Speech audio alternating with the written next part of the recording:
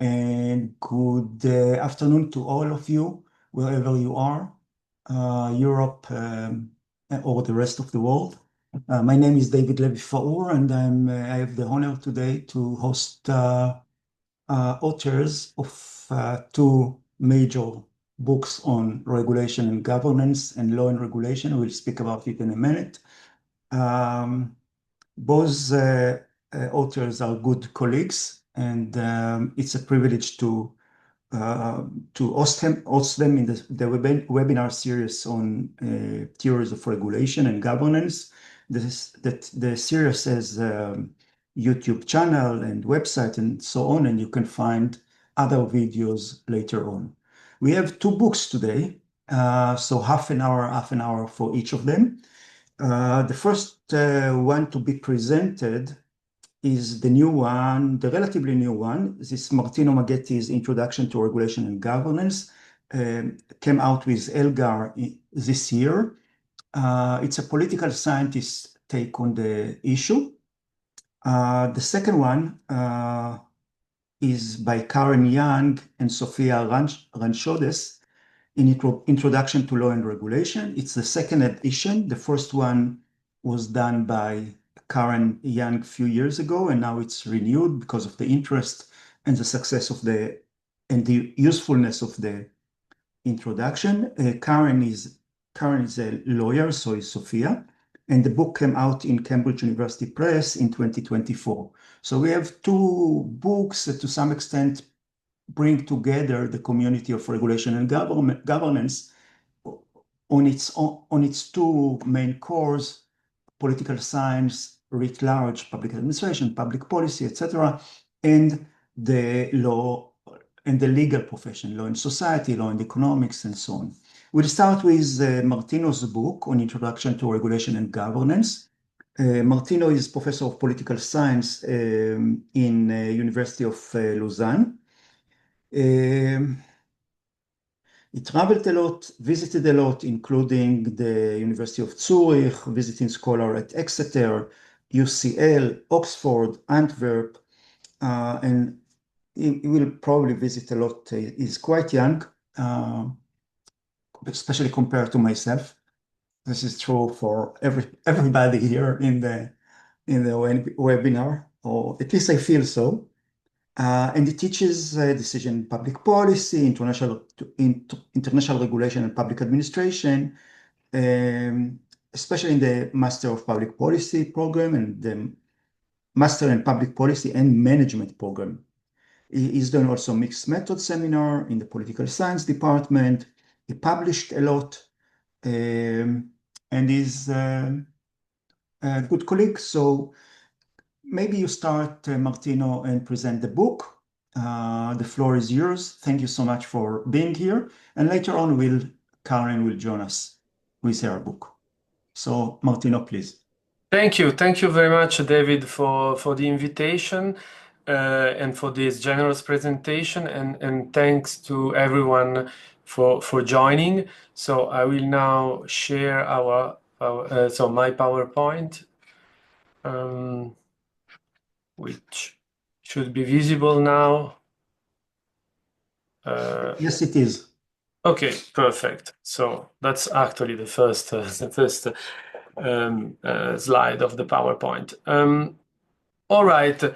So it's a great opportunity for me to present this book that is out now. Indeed, it was published in April or May, let's say, this year, and is essentially a sort of byproduct of my master course on regulation and governance. Indeed, after 10 years teaching this course, I had the feeling that, well, it was there was maybe a more general interest in having a concise introduction to regulation and governance, which has nonetheless the ambition to be somehow comprehensive, so to teaching to touching on different issues, even though quite quickly, of course, but that's the goal. And with a comparative approach, examining public, private, and hybrid regulation in different countries and sectors. So I will show you in a second an overview, and my presentation will indeed first offer an overview of the book, and then focus on a number of maybe issues that are more specific. I would say maybe 3 key newish points, as I call them. So first of all, I chart the historical evolution of the regulatory state. I explore the role of regulatory agencies and regulatory networks. I try to deal with the difficult question of regulatory performance and regulatory quality and alternatives to regulation.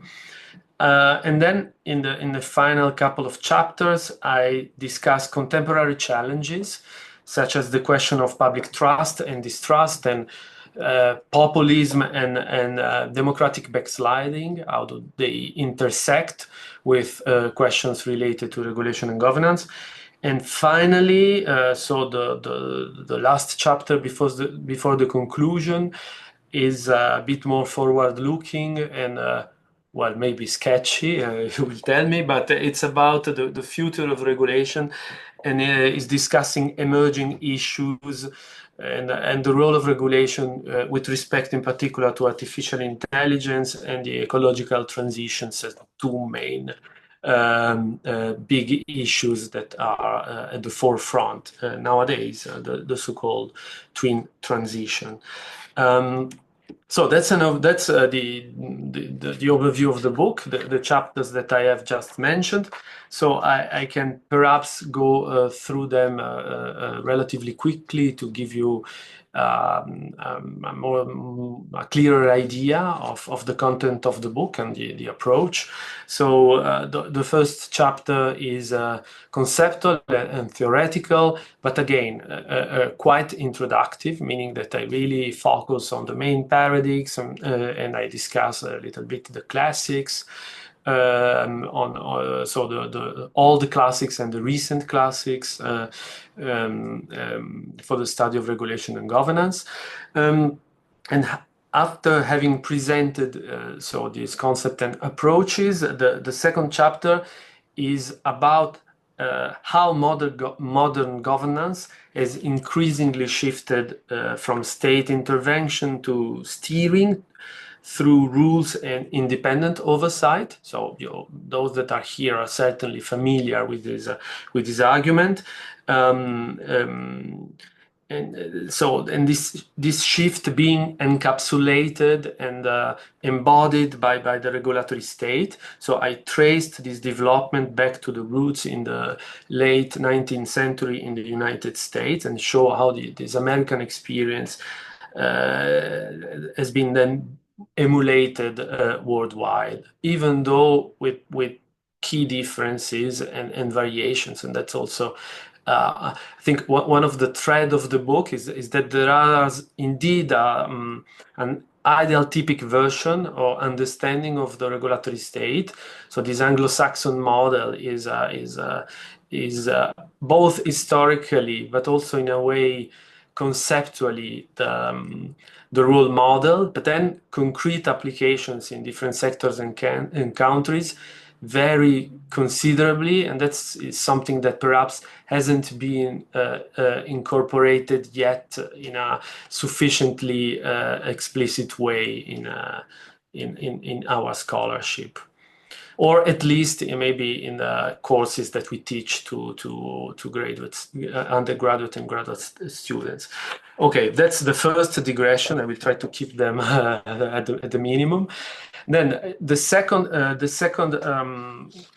chapter focuses on regulatory agencies as the cornerstone of the regulatory state. So to regulators that are formally isolated from direct political control, that are operating at distance from elected officials, and that enjoy some at least formal guarantees to protect their independence.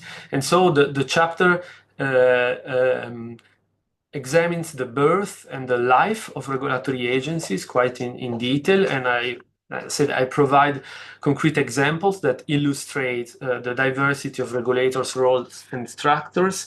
And then I also mentioned the well-known paradox, right? According to which in the neoliberal era of the 80s and early 90s, even though there were political leaders championing deregulation and privatization, what we all actually observed was not a retreat of regulation, but rather a transformation and even an expansion of the regulatory state, right? So if we look at the creation and diffusion and agency expansion and even explosion in this period, we can actually see that privatization and liberalization truly went hand in hand with the rise of independent regulators to ensure fair competition and prevent market abuses, but also to regulate risks and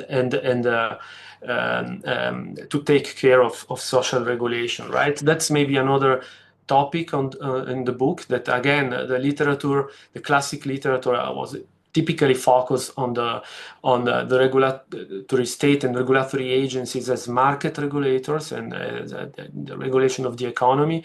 But what we are observing since I would say at least the early 2000s is that risk regulation, social and environmental regulation is becoming even more relevant, even more relevant defining feature of the regulatory state, and it's following quite a different logic with respect to market regulation. Yeah, and then in this chapter, as I said, I mentioned the classic literature on delegation, on the creation of independent regulators, the credibility hypothesis, and so on and so forth.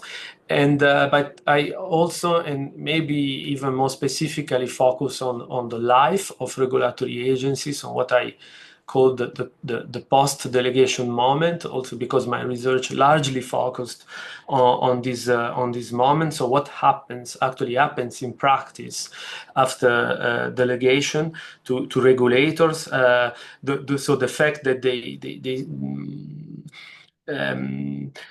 so they may be there may be a capture risk, but that's not even the main issue.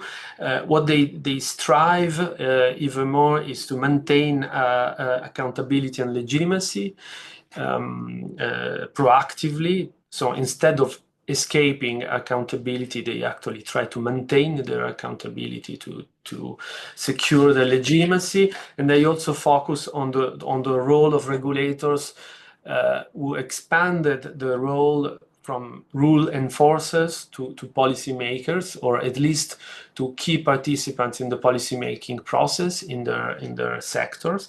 So the role of regulators as policymakers. Again, focusing on country cross-sectoral and cross-country variations, of course.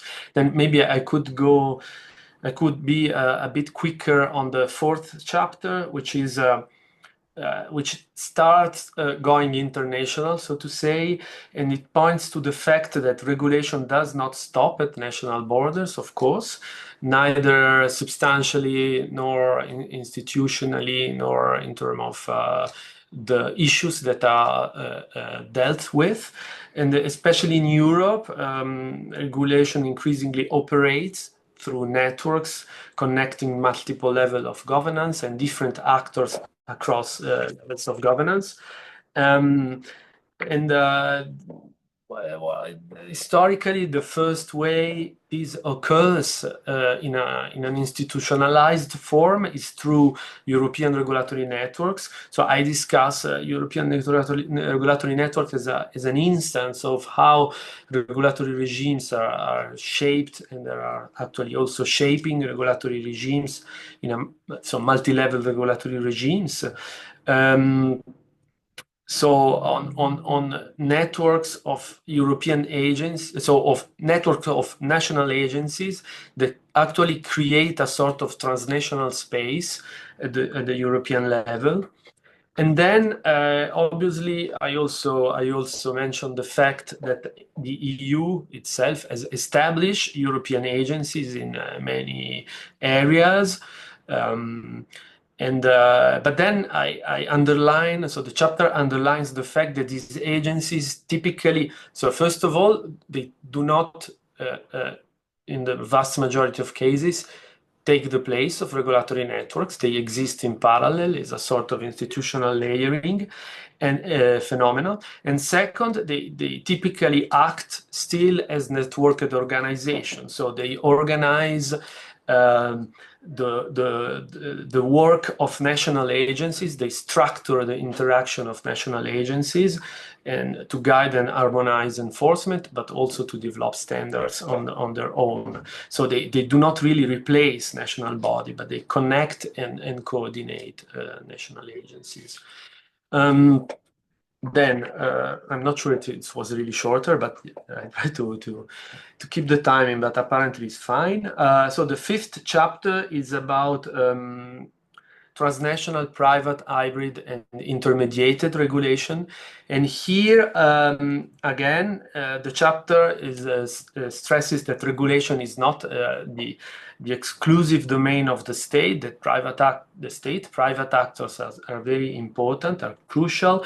And so I focus on transnational bodies, hybrid arrangements, private actors with a special attention on transnational regulation by international standard setting organizations like ISO.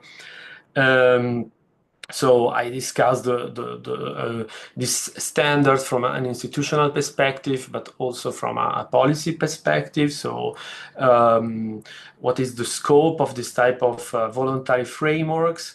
And indeed, from a political science perspective, I focus on the fact that they could become, even if they aren't, could become de facto binding, and that these processes are actually not politically neutral. So standard setting is often presented as a technical process, but it actually involves power struggles, winners and losers, firms and countries that try to make the preferred norms become the global norm. So the political dimension of standard setting is very important. Then I focus on self-regulation and co-regulation by the industry and by NGOs as well.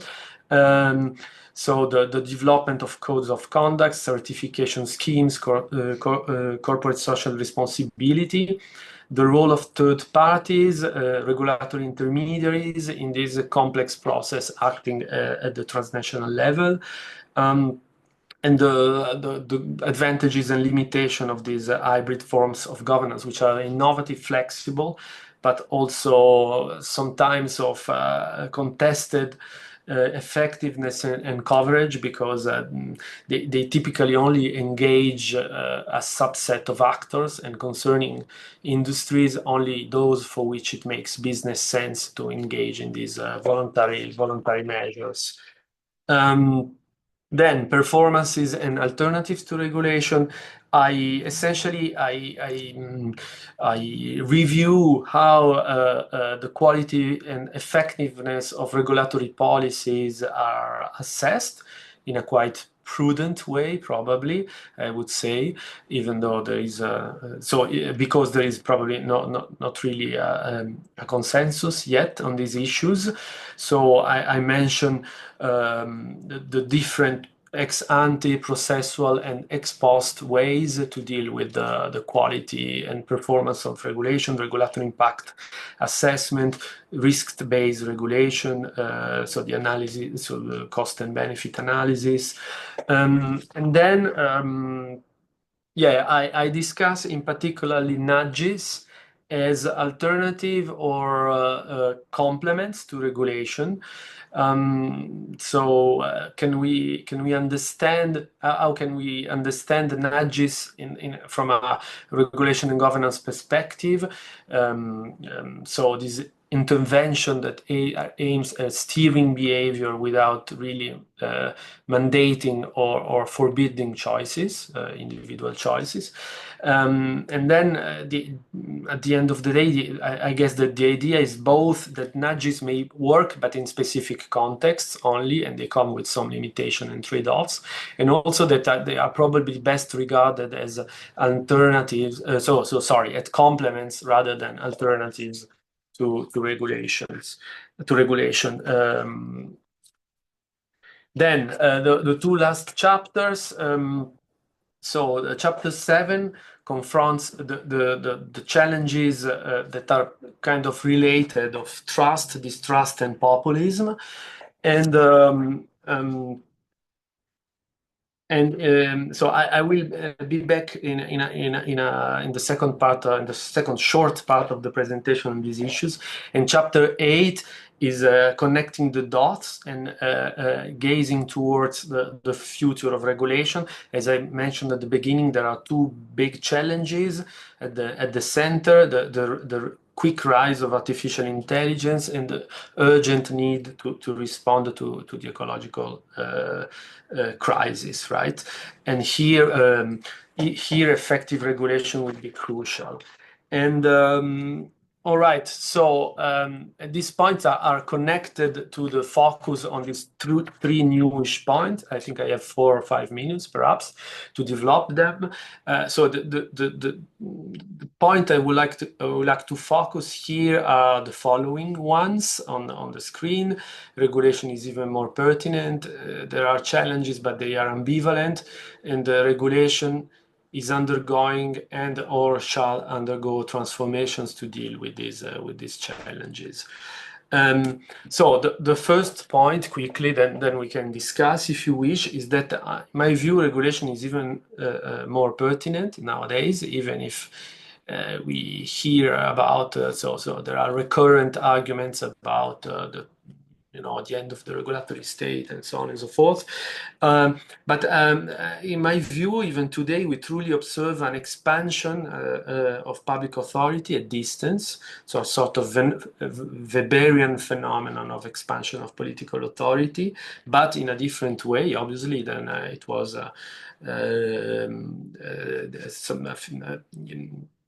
let's say 40 years ago, 30 years ago, because and regulation remains the dominant mode of governance. So this aphorism and a book title by Stephen Vogel still captures the dynamic very well. The more we rely on competitive markets, the more we need sophisticated rulemaking and oversight. And at the same time, as I said, regulation increasingly targets systemic risks from climate change, pandemics, algorithm bias, and so on and so forth, that are rising in an era of technological acceleration, but also deeper and deeper global interconnectedness. But regulation is challenged, so we observe democratic backsliding and the emergence of populist movements that contest, politicize, and even seek to dismantle rules, regulation, and independent agencies in particular, which are framed as elite obstacles to the will of the people, right? Yet the picture is quite ambivalent and again variegated across countries. In some jurisdictions, we can indeed observe that these pressures are strong and agency autonomy is being weakened and oversight have been rolled back. But in other countries, there is what we observe is that there are, on the contrary, more concerns for transparency and stakeholder participation in regulatory governance, and in some cases, regulators may even thrive under populist governments because these outsiders, in a way, would need the expertise and legitimacy that they borrow from independent regulators. And here, public trust is important. fragile also. So regulation requires trust in experts, institutions, and regulators. But again, there is an ambivalence because sometimes we forget that modern societies and democracies also need to cultivate a form of functional distrust, so a healthy skepticism, driving demands for accountability, and this is also crucial. So this equilibrium between trust and functional distrust, so a situation of watchful trust, that is really important for regulatory regime to work well and to be legitimate. And yeah, so finally, the green transition and the digital transformation. Again, that's a bit more speculative, right, in the book, but the literature points to the fact that one-size-fits-all approaches towards regulatory frameworks are really less and less appropriate, especially with respect to the scope and complexity, the massive scope and complexity of these challenges. So we need to move towards regulatory frameworks that are more adaptive, experimental, participative, and context sensitive. And maybe last point, I guess that in particular, in this area, in these areas, the alignment of time horizons is really difficult and important because regulation is confronted so both with the very long-term consequences, especially in the case of the environmental crisis, so we need to regulate for the future, but also with extremely quick development, technological development, and typically, as you know, in the field of artificial intelligence. So that's this different time scales. So the day-to-day pace of regulation and governance being confronted with the extremely quick and with the long term is something that need to be reconciled. But how to do it is, of course, a pending question. And then I close this talk with a question. Thank you so much, Martino. Question. Which of those chapters you are most proud of? Thank you, David. And why? Well, it's like asking you what child do you prefer? No. But it's actually a good question. But it allows me to say that the first chapters of the book are really quite more classic, so directly derived from my course. So I mean, I am proud of them also because they emerged through interaction with the master students. It's always a fantastic exercise to interact with them because they point to the inconsistencies of my presentation. They provide challenges and new ideas. So I think I'm happy to have been able to draw to draw inspiration from my course for the first chapters, and then I had to do a little bit more of creative thinking for the chapters on the challenges, from the chapters on the future of the regulation. The chapter on performance is a bit in between. Maybe I'm a bit so maybe the chapter on performance is the weaker. So I can't tell you which is the weaker one, but I'm for different reasons. For these different reasons, I'm relatively happy with the other ones. Thank you for that. I have one more question for you before we move to Karen's book. So it goes this way. We both been coming from Berlin last week for the Regulation and Governance Standing Group on Standing Group on Regulation and Governance 10th biannual conference. And there was a keynote, a very intriguing keynote by Michael Thorne there.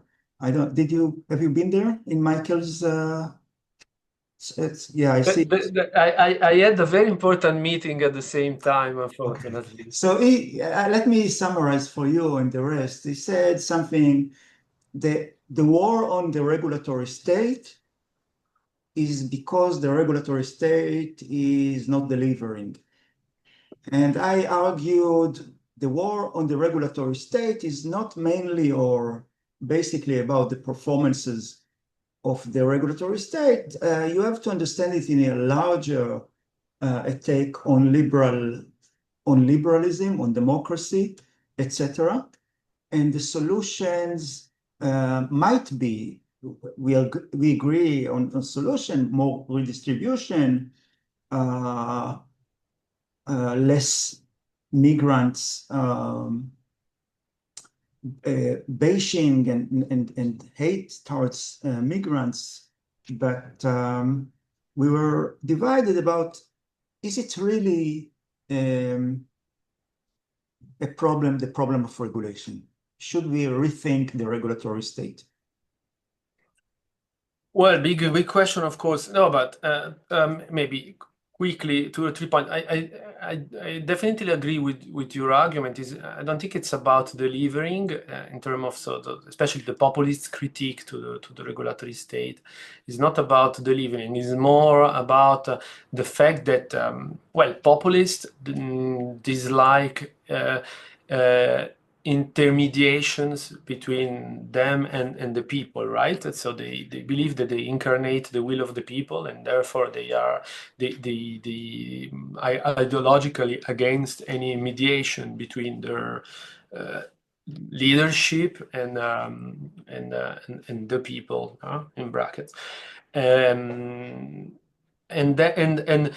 I think that current research, including in the Tigre project, is actually pointing to the fact that regulatory regimes actually deliver even more than, so to say, to make a populist argument, even more than politicians in some cases, right? So those that are protecting consumers, the climate, and blah blah blah, are very often this type of governance system that are working a little bit on the background or outside the more prominent public life, right, or political life. And then I think that the regulatory state is so. Or regulatory governance is transforming itself, right? We are observing transformations of regulatory governance. There is, I think, more and more also participatory arrangements. There are forms of experimental regulation that are applied. So I think that there is definitely a transformation of regulation and governance, and certainly also transformation of the regulatory state, but as much as there is a transformation of the state itself, right? The state itself is evolving, and what we call the regulatory state is evolving in parallel. That's I know that is a bit general, but I was trying to give a concise reply. Thank you so much. We could discuss it, the next hours or days or weeks. Years. Years. And now time for Karen to join us and to present her book. I will say goodbye for you for now. Let me remove you so we can allow and myself so Karen can come in. And I will say Karen Yeung with Sofia Ranchordas, Introduction to Law and Regulation, second edition. The first one came out when, Karen? 2007. Wow, a long time. So, yeah. Congratulations. Long time between babies. Yeah, congratulations for the book, and please present it. Thank you, David. It's a real pleasure to be here, and thank you very much for giving me the opportunity to present our book very briefly. Sophia is very sorry that she's not able to be here today, but she had a family commitment that she needed to attend to. So I'm just going to give you a little bit of history, really, to how we got to the book that you see before you today. That's the front cover, and I guess I need to go to my own PowerPoint. How do I get to my own PowerPoint? Here it is. Sorry. The first edition, which has a very boring cover, and this is my very dog-eared copy that has coffee stains all over it, appeared in 2007. Some time ago, when I was still a young academic. It looks like this.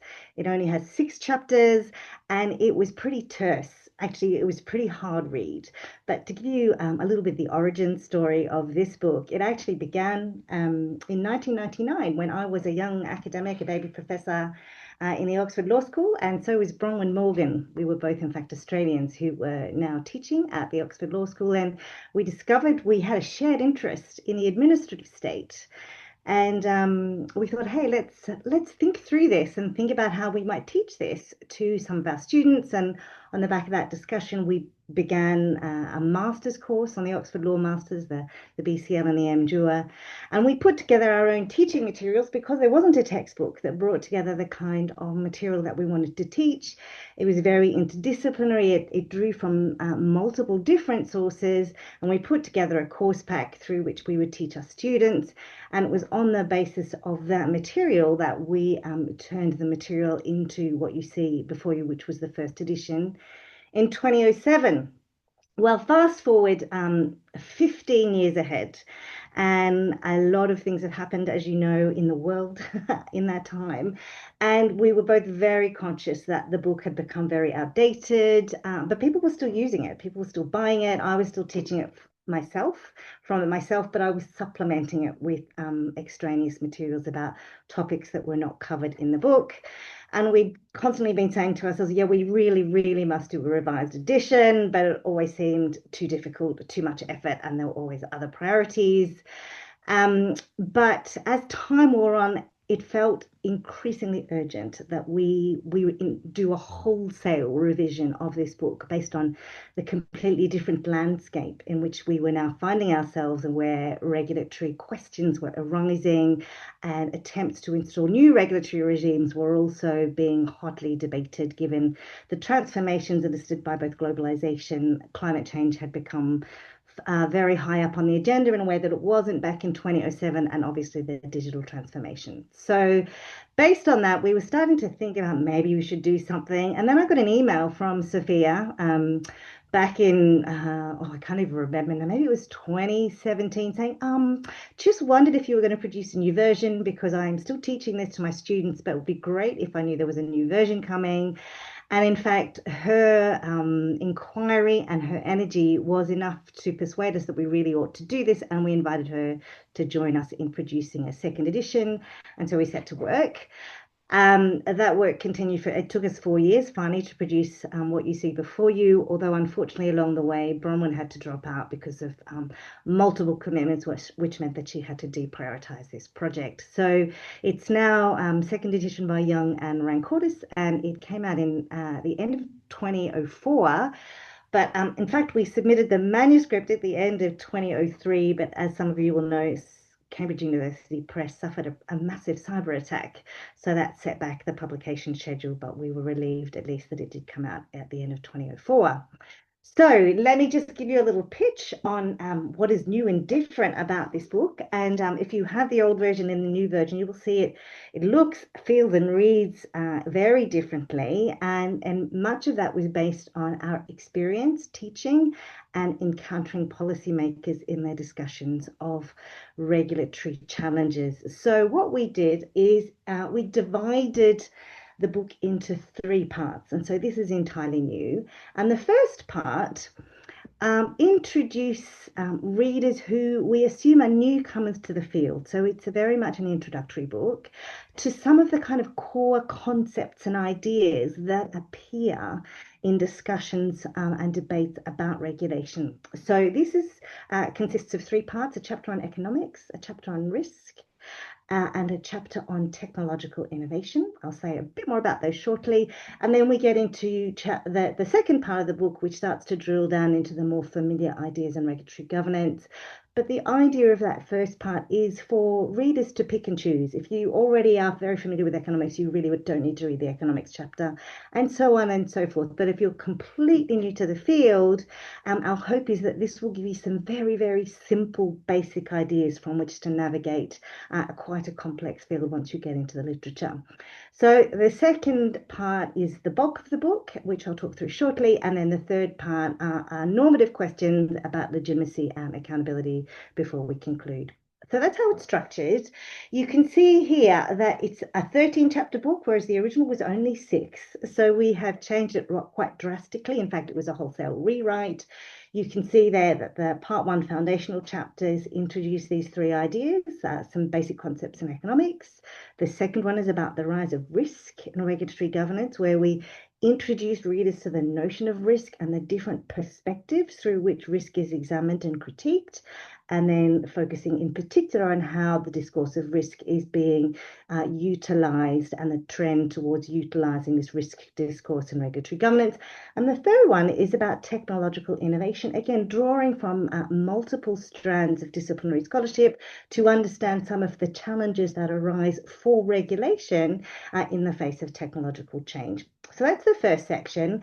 Then the second section draws much more heavily on the existing material in the first edition. So we still retain a chapter on theories of regulation, but now we much more explicitly take a much more holistic and global view of the field. So whilst the first edition was very much focused on the administrative state or regulation by and within the state, the second edition assumes that regulation happens in many places at a transnational and global level, as well as at the national level. So we have no kind of stable foundation as the kind of jurisdictional basis from which our analysis proceeds.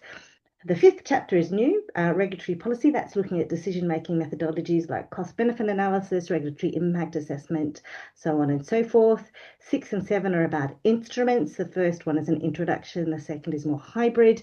Then 8, 9, and 10 are all new, and they drill down in much more detail, partly as a product of the literature becoming much richer and deeper.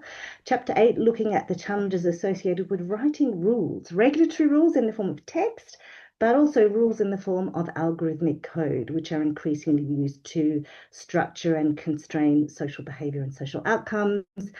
Chapter 9 looks at questions of compliance, public enforcement and private certification.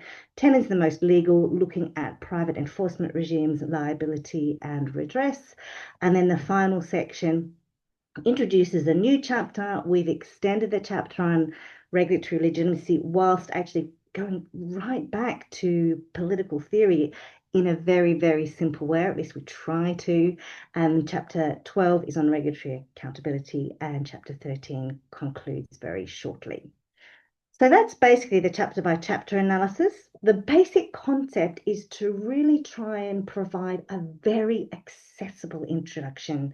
So we're hoping that it's usable by undergraduates as well as graduate students, as well as policymakers who are not typically keen to dig deep into academic literature. And one of our motivations was frustration in many policy discussions where participants were constantly reinventing the wheel and seemed to have no idea whatsoever that there was a rich literature and a set of knowledge and expertise on which they could draw in thinking about the challenges that they were trying to address in devising suitable regulatory regimes. So we still retain the basic format of the first edition. So we have extracts from primary source material, which consists primarily of scholarly articles.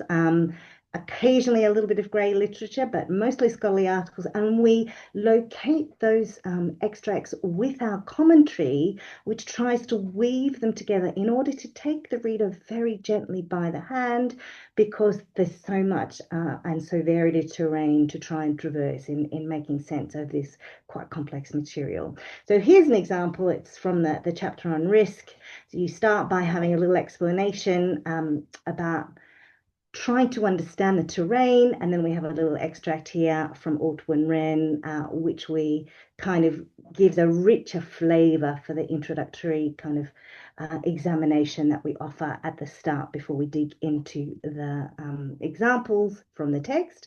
We also offer some more concrete illustrations. So one of the challenges we found in teaching is that it can all be very, very abstract, and students really love it when you can give them a real life example of the kinds of phenomena and the kinds of problems that you're talking about. So we introduce this sort of the teaching box, like this one, which concerns climate change and the politics of uncertainty.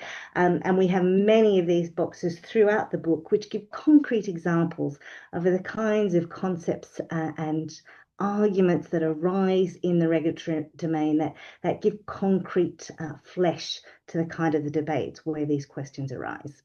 We also introduced a series of discussion questions to make it a more accessible teaching aid for people who want to teach from it. And the final thing I want to say is that it has been really interesting listening to Martino presenting his book as a political scientist, because as lawyers, we look at much of the same material, but we tend to emphasize different things. We might organize it slightly differently, and I think that's revealed in a comparative analysis of our two books. But one of the things that we do emphasize in this book, which is not central to a political science analysis, is to emphasize the role of law. And this is something that has bothered me throughout the decades in which I've worked in this field, is that when you discuss the role of law with regulation and governance scholars and policy practitioners, that there's a real tendency to see law as just a set of rules, that they're instruments just to be manipulated and shaped in the hands of those who have the capacity to shape them. And for me as a lawyer, this is a deeply shallow and problematic understanding of what the law is, what it does, and why it matters. And that's what we mean by a legal perspective. It's to recognize that within modern legal systems, these rules are embedded in a larger, dynamic, and highly complex system of legal institutions, actors, norms, and practices that operate together and have evolved organically over time in a specific place and context. So that modern legal systems are not just games with rules. They establish the foundations for peaceful cooperation between strangers that is ultimately rooted in respect for the rule of law. So law is not just important for regulatory institutions and instruments and practices and policies, it is foundational. One thing we didn't anticipate when we wrote the manuscript was just how badly the rule of law would be trashed by the time this book came out. But that is one of the central and most important roles of our legal system, is to instantiate constitutional safeguards that guard against the abuse of coercive power. And it's that constitutional role that we seek to highlight in our commentary and in some of the extracts that we've chosen in order to emphasize why the law matters in regulatory governance. So we hope it will appeal to those teaching at both the BA level and the master's level, and also not necessarily constrained to lawyers. So we've deliberately written it so that it's an accessible book for those in the social sciences more generally, or to policymakers more generally, or those who are embarking on research and scholarship in this field who might not be actually taking a taught course. And a couple of slides here just to give you a sense of the kinds of questions that we wanted to bring in, the kinds of influences that we want to bring in that speak to our current condition, the rise of big tech and the impact of political economy and how that affects what is going on in the regulatory domain. We're all very familiar with what's going on, but we also bring in the social dimension much more explicitly. So back in 2007, Regulation was very much seen as an economic enterprise that was neutral in its operation. But since that time, the distributional effects of regulation have come to the fore, and we try to highlight them much more explicitly in the way that we set out the material in this book. So you can get this book from any good bookshop. You can also get a 15% discount if you add this voucher, if you order it directly from Cambridge University Press. And that's all I have to say. I welcome your questions. Thank you. Thank you so much, Karen. It was concise and very clear presentation. I have also a few questions for you. We have about 10 minutes to go, even more if you have the time. I will start with the same question that I asked Martino. Which chapter you are most proud of? So I just want to invoke Martino's response, which is just like asking, which is your favorite child? Having said that, I'm quite proud of the chapter on risk and the chapter on technological innovation. I think that they're very helpful, very simple, or I hope very simple, framing chapters, because as you know, these are really difficult, important, and salient concepts, and it's very difficult for a newcomer to get their head around them. And so what I hope these chapters do is make that terrain much more accessible to readers. And I should also say that I think that the regulatory legitimacy chapter is far more accessible and navigable now. And that is due thanks to the work that Sophia did. I think she did a brilliant job on making a really scary topic much more accessible to readers. So can you have three favorites? That's my three favorites, David. Thanks. Excellent. And now another question, the theories of regulation chapter, or the discussion in the first edition, if I remember right, it's just my memory, was more extensive. And in this version, it's in chapter 4, and it's more concise. And I wonder if this reflects what's going on in the literature more generally. Theories of regulation as a kind of explanatory concept, explanation are not that emphasized anymore in the literature, and we tend to move to other arena. Can you comment on that? Yeah, that's a really interesting question. So let me just say that the reason why it's shorter and the reason why it appears in chapter 4 is because we introduced these new foundational chapters. So I had to kind of, make room for the foundational section. And the reason why it's shorter for purely pragmatic reasons that we expanded the book to cover a much greater terrain. So it had to become shorter, and the extracts are much, much shorter. But your observation is a really interesting one. And I think you're right. I think that back in 2007, we were arguing about what regulation was. And we don't have those arguments anymore. We just don't have them. And I think it's also true of the literature on theories of regulation. There doesn't seem to be such a preoccupation with those kinds of questions now, because God, goodness knows why, but I think that's true, that we haven't seen much movement, I think, in recent years in the theories of regulation basket, if you like. So it's interesting to reflect on why that is so, but I think what you say is probably true. Yeah, and I could see that you added a fourth section, hybrid theories. You had the private interest, the public interest, institutionalist, and then the hybrid. This is new. The hybrid theories. It's new, right? Or it was. Well, actually, we had the hybrid as a kind of catch-all in the first edition. So we only had 3 in the first edition: public, private, and hybrid. Yeah. And then what we've done in the fourth one is the hybrid has morphed into two streams, and I can't even remember the names that we called them, but we have retained that final basket, but tried to give a little bit more nuance to it. So they're still there, but as you know, the literature in many ways became more complex and richer because of the influence of transnational dimensions. So we needed to account for that in the way in which we describe the theories. Now a question. You have 20 years, 2 decades of experience in the field. give and take. And I wonder how did your concept of regulation change with time? Is the definition, the concept, stay the same, or you tend to see it differently? Yeah, that's a good question. When one is an academic, one is always trying to stabilize the content of what one looks at. And actually, I have found the concept of regulation understood through a cybernetic lens to be incredibly stabilizing and powerful. So I still adopt that tripartite structure in thinking about a control system, which enables me to try and stabilize the terrain and think about what the objectives are, what the intentional objectives are. And so I know that a lot of people are concerned with unintentional influences, but my concern is very much on intentional attempts to control. And I've still retained that throughout because I'm not a sociologist and I'm not an anthropologist. I'm interested in how we intentionally try and shape social outcomes to minimize externalities and dangerous behavior that causes harm to others.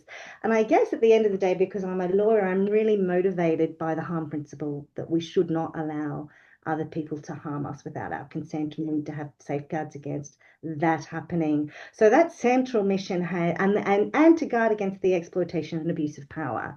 And that mission actually has animated my research for 30 years.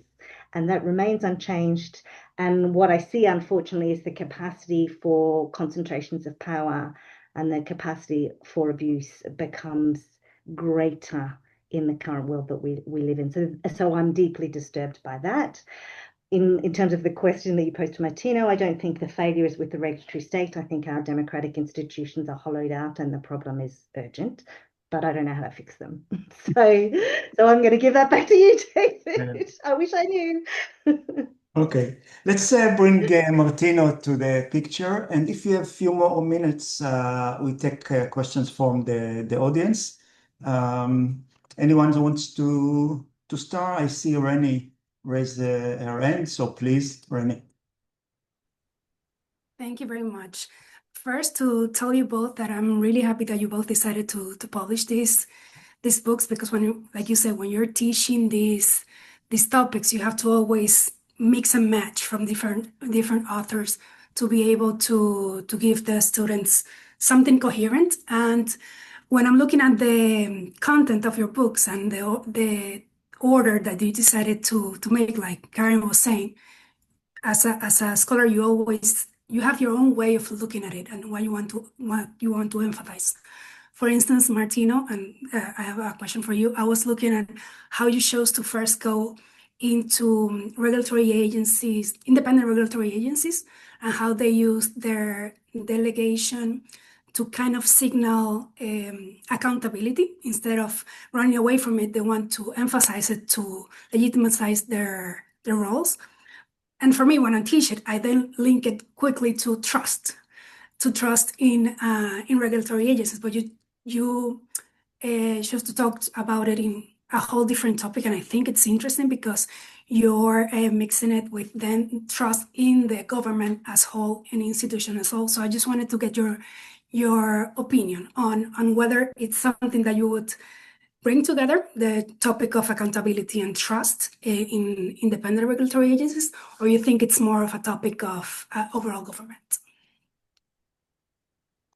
Thank you, Rennie, for the question. It's very relevant, of course. Well, I'm not sure I have a good answer, but the real answer is that in a way the book is also somehow mirroring the structure of the book to some extent, the historical development of the literature on regulation and governance, or at least my understanding of this historical development, right?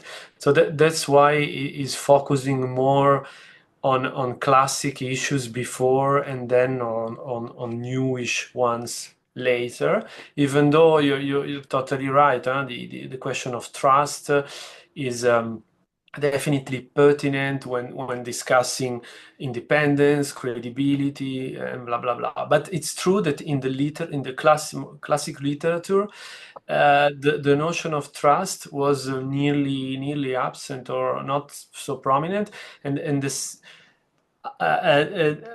But there was a wide use of the notion of credibility, which was connected to the question of trust in a way, even though implicitly, and credibility was kind of taken for granted as a result of independence and measured by proxy, but probably not directly. So I think the answer is that that's indeed connected, but I'm following my understanding of the development of the field.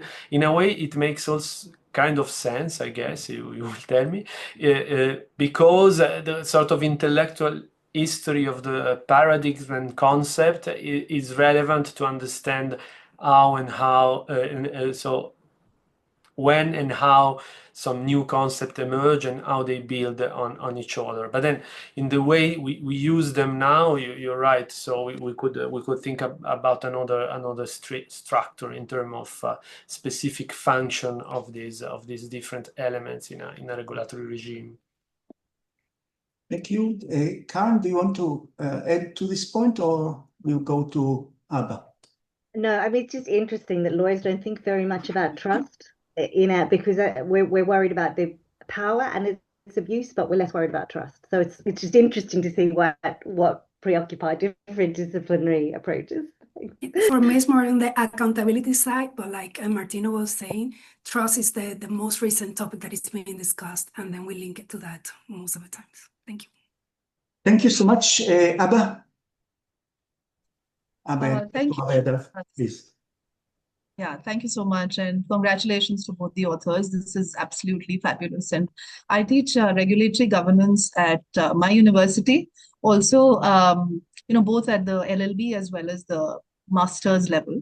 And also, we're in a situation in India where we are trying to develop this as a course, regulatory governance as a course. So we rely a lot on all kinds of discourses that come from your jurisdictions, etc.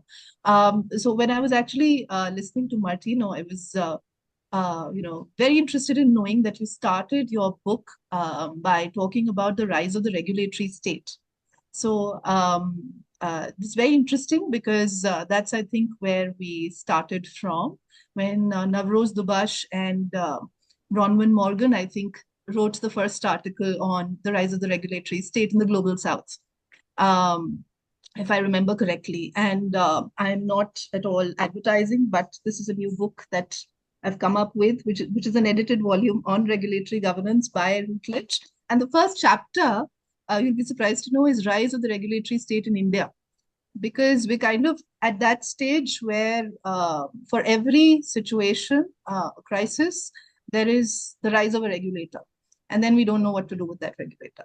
So I was just wondering, Martino, what you had in mind because I would assume that you've also examined jurisdictions which are much more mature as far as regulatory governance is concerned. So what were you thinking when you were writing that chapter? I'm of course yet to go through the book. So is your question?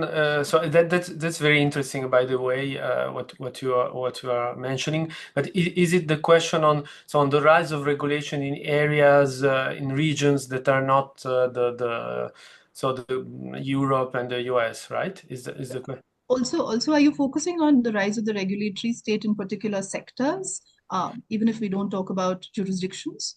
Well, yeah. Well, yes, I tend to focus.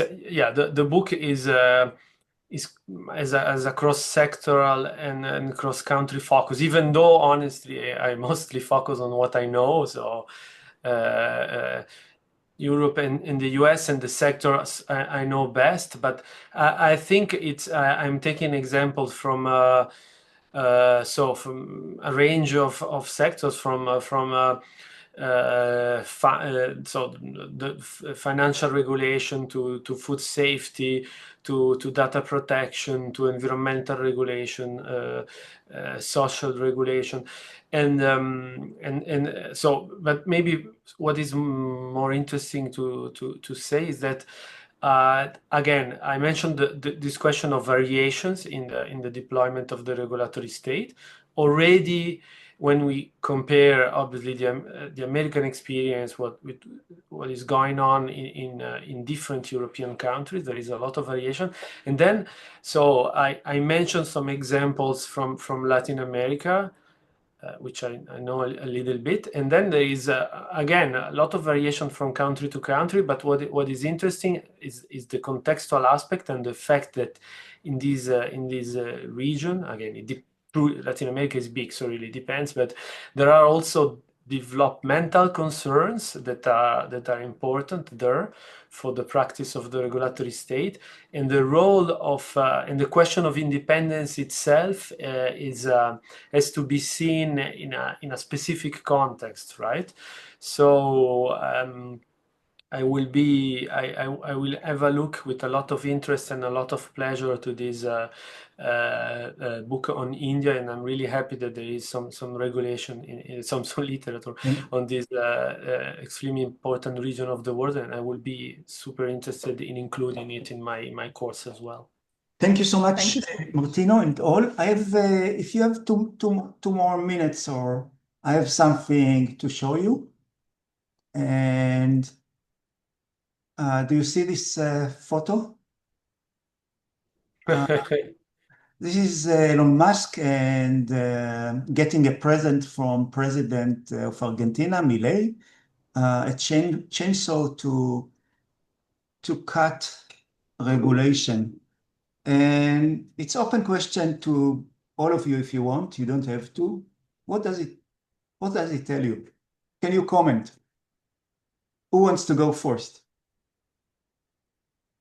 What does it make? How does it make you feel? Oh, let me. So sorry. Let me. It's a kind of joke, but what Musk did first was to create a new agency, Dodge. So he actually contributed to the regulatory state by creating yet another agency in the United States. No, and more seriously, there are some articles in the press, in the specialized press, some first pieces of research showing that actually the result of the actions of Dodge in the United States, if you look at what they actually cut, is extremely minor. And Karen is much more, she knows much better than me, but when you move with forward with executive orders, I mean, they are challenging courts, they can be reverted, you would need Congress to move forward. So it's a huge fuss and very worrying, of course, because we do see a democratic backsliding in a country that was considered to be, the forefront of the lens of the free democracy in the USA and so on and so forth. So what tells me is that institutions themselves are more fragile than expected, and as a consequence, I'm becoming less and less neo-institutionalist as time goes by. But apart from that, for now, the concrete effects on regulation are actually probably less than has been announced. Thank you so much, Martino. And Karen? So this is a beautiful image, David. Thank you. It sums up what the hell's going on right now. We have one of the most powerful people in the world who runs a massive tech platform, taking his tools and trashing the legal foundations upon which that particular country operates, with total disregard for the legal institutions and the democratic institutions in which he is situated. And he's hoping to get away with it in order to serve his own interests, because those rules, they get in his way. And so that's really what's going on here. And he styles himself as a hero who cuts through the nonsense in order to make himself great. But of course, he does that in the name of the country. So if a picture tells 1,000 words, that one tells a lot. Thanks. Thank you so much, Karen. Thank you, everybody in the audience. I showed this picture because I see that the war on regulation is the war on the rule of law. And the war of rule of law is disastrous. And I hope we will overcome them. Fight, fight, fight. Thank you so much for everyone. Sorry, David, let me just, if I can, Yeah, just absolutely. a footnote is that I think that obviously I totally agree with what has been said by Karen and by yourself on the importance of the rule of law. Absolutely critical and under threat now. But I think that so in parallel, the challenge and maybe the feasible challenge for regulation and governance is also to re-inject a number of democratic principles in regulatory governance. And so I would be optimistic about opportunities for participatory forms of governance, of regulation and governance, right? To me, so the regulatory state, as always, in my view, suffered from a relatively fragile legitimacy, because it was isolated from elected officials and not directly relying on democratic legitimacy, right? And it was okay because it was essentially uncontested. But as soon as it became contested by these aggressive political principles, then the vulnerability of the regulatory state became immediately evident, right? And to me, the cure is actually to reinstate some democratic principles. That's actually the real challenge in the functioning of the regulatory state and regulatory regimes. And I see Karen also wants to. Yeah, I just want to say, I wish that were the answer, Martino. If we could just have a few principles, we'd fix it. But I'm afraid that I want to take you back to Hannah Arendt. And she said that the rule of the law, the foundations of the rule of the law are always fragile because they lie in the habits of the heart of the people. And once we lose a culture of respect for the rule of law, democracy dies. And that's what we're seeing right now. And that's what we need to reinstate, a foundational commitment to self-restraint in accordance with law. Otherwise, it's just naked power. And that's my fear of where we're heading if we don't act collectively to reinstate the rule of law. So, let's fight, guys. Let's fight. Thank you. So participation, I'm doubting if it's the answer to the problems of the day. It's good for itself. More participation, more flexibility, and so on. This is absolutely good. One of the problems that I see is the monopoly of expertise. So one expertise, say economics, mostly in the economic field, take over decision making in the name of expertise without allowing to other experts a voice in the process. So, but we opened an issue here that we will continue to debate later on. Thank you so much all. Thank you, Martino. Thank you, Karen. It was very interesting. Good luck with the book and success with it. The video is available, so our YouTube channel. See you soon in other events. Actually, tomorrow, another webinar. Thank you so much. Thank you. Thank you very much. Thank you, guys. It was a pleasure. Thank you for attending.